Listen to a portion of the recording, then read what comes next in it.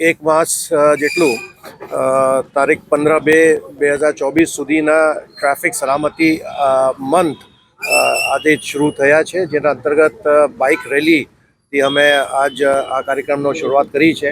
આ એક માસ દરમિયાન રાજકોટના વિભિન્ન સંસ્થાઓ જેમ કે યંગ ઇન્ડિયન છે અને બીજા અન્ય સંસ્થાઓ સાથે વિભિન્ન કાર્યક્રમો યોજવામાં આવશે.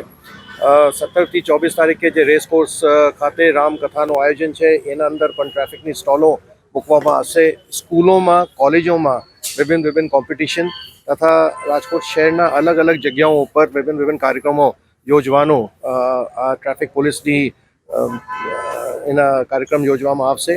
આ માસ દરમિયાન કોશિશ કરવામાં આવશે કે ટ્રાફિકના જેટલી સલામતીના વિષય છે બધાને લોકોને જાગૃત કરીએ અને ધ્યેય એ છે કે લોગ રોડ પર સલામત રહે, આપણા જે રોડનો અકસ્માત છે એ ઓછા થાય અને લોકો ટ્રાફિકના નિયમો પાલન કરતા થાય. સાહેબ, એક માસ પછીનો જે આ અમલવારી છે તે કેવી રીતે રહેશે?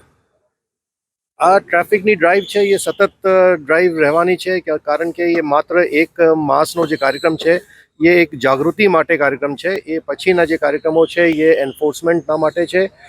રાજકોટ મ્યુનિસિપલ કોર્પોરેશન સાથે વિભિન્ન જગ્યાઓ ઉપર જે રોડ એન્જિનિયરિંગની બાબતો છે એ પણ હાથ ઉપર લેવાના છે અને અમે ઉમ્મીદ કરીએ છીએ કે આવતા માસોમાં જે રાજકોટ ટ્રાફિકની સમસ્યાઓ છે એના અંદર કંઈ આપણે ઉકેલ લઈ શકાય.